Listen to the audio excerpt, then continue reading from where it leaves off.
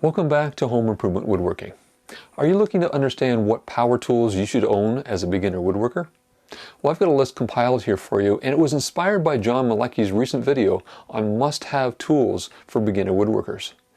John and I both have experience woodworking, we both own businesses, and I looked at this from a slightly different perspective and have different items on my list. Take a look, tell me what you think. Our videos show you how to add value and character to your home. This is the centerpiece of the room, so it really needs to visually work. Learn how to get quality results that you'll be proud of. Welcome to Home Improvement Woodworking. Now, if you haven't heard of John Malecki, he has a podcast with Brad Rodriguez called Made for Profit. They've done some fantastic stuff for the maker community. So thank you, John, for doing that. And I'll leave a link below and you can check out their podcast. Now, the list that I put together is based on my experience. I also run a woodworking business. And when I look at what new woodworkers are doing and the videos that I teach them, the tools that they need are typically they don't have a workshop yet. So I've got 5 tools that will focus on that, and then 5 tools if you're setting up your very first workshop to invest in and get your workshop up and running. So the first tool is a random orbital sander. We all need to make sure that the wood is smooth and prepared for finishes, and so a random orbital sander is the best job for that. It won't leave scratches in your work and the finish that shows up, and they work fairly well.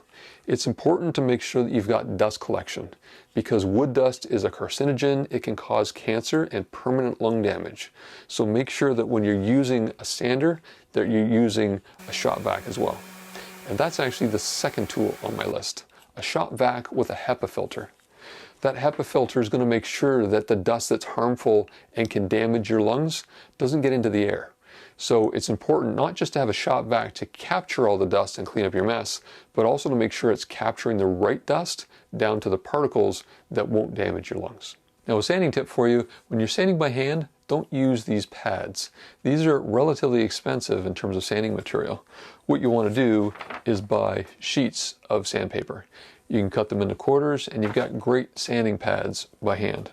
You can save even more money if you buy them in bulk. The next tool on my list is a drill. And if you're looking for affordable tools, buy ones that are corded. Corded tools cost less, are more accessible, and you never end up having a battery that's not charged. So your tool will always work for you. Now, if you do want to spend a little bit more, you can get into cordless tools. This is a Makita, a subcompact. I love this drill.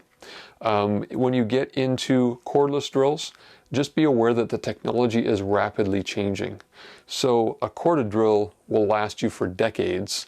A cordless drill probably won't last that long because they are evolving so quickly. You'll want to be moving up to the next model. When you do purchase your drill, make sure you purchase some drill bits and a countersink bit as well. That allows you to drill a pilot hole for the screw to go in, and the cutter head on the top is so that the screw heads will sink into the wood and give you a nice flush finish. When you buy cordless drills, they typically come with a driver as well. If you've never used a driver, this is a really neat tool. It's an impact driver, and basically it's got a hammering effect as it keeps twisting. You can get fantastic torque on these. So I use my Makita mostly, but I've also got a Porter cable set here. These are 12 volts, and they work fairly well as these tools are less expensive and they're more compact. So I like compact tools. I don't like bulky tools in my workshop. The next tool I suggest is a circular saw.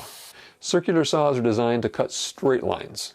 So when you're cutting sheet goods, you need to use a circular saw to make sure that whatever you're building has straight edges. And the fifth tool I recommend putting in your arsenal is a jigsaw. A circular saw is for cutting those straight lines. The jigsaw allows you to cut curved lines, cut out circles. So those two combinations together will allow you to cut all your material. Now you might be wondering what quality of tool to buy. Well, last year I spoke on stage at the Greater Toronto Area Home and Reno Show, and there I shared some tips. I'll show you some footage. I would encourage you not to buy the cheapest tool you can find. From personal experience, you'll end up with poor results because you got a poor quality tool, and you'll end up with breakage. I bought a store brand Jigsaw one time. It lasted me 1.5 years, and it was out of warranty and it stopped working. The motor was running, but nothing was happening with the blade. I won't tell you what store it's from, but I ended up taking it apart and looking inside, and where all the gears worked together in a metal housing, that metal housing had just cracked wide open. There was no way to fix this thing. I went out that day and bought myself a DeWalt, a quality tool, and it's still working 15 years later. Great tool. So don't look for the cheapest tool, but you don't need to aim for the moon either. You don't need to buy the most expensive tool. Aim for middle of the road. I suggest buying reputable brands, and here's what I use in my workshop. Makita, DeWalt, Porter Cable, and Delta. So that gives you a rundown of the tools that you can use when you first are setting out woodworking. The next set of power tools are if you're setting up your very first workshop. I set up my own very first workshop in 1998, and I still have the key tools that I purchased then. I use a sliding compound miter saw, and that's a dedicated saw meant for cutting stock square and cutting on miters and bevels as well. I've got mine set up in a dust collection unit so I can capture a lot of the dust that's created by sliding compound miter saws. My miter saw is a slider. It allows me to cut 12 inches deep, and that's more than just a chop saw where the blade just comes down and it doesn't come out at all. So it's a very useful tool, very versatile. The other tool that goes with that is the table saw, and I've got a Delta table saw. I haven't upgraded my table saw since '98, but I'm still waiting for that phone call from SawStop to say they're going to give me one so they'll be in my videos. I just have to be patient, I guess. The next tool I'd recommend is because you've got a table saw, you're going to be creating dust, and a dust collector is an important tool to have in a workshop. So if you're setting up your first workshop, make sure you do it right. And the reason to have a dust collector, again, is to protect those fine dust particles from getting into your lungs that can cause permanent lung damage. I know 2 retired woodworkers who have permanent lung damage because of sawdust. So it's not something to play around with. The last 2 tools I'd recommend for setting up your workshop are a drill press and a router. A router is great if you're getting into building cabinet doors. You can route profiles, add decorative edges to tables you're making, and the drill press is useful in several different ways.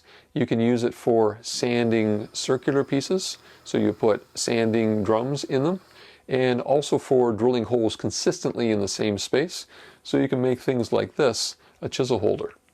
So those are the 10 power tools I would recommend for beginner woodworkers. I'd love to hear your thoughts. Leave a comment below and let me know if you think there are other tools that should be higher priority on this list.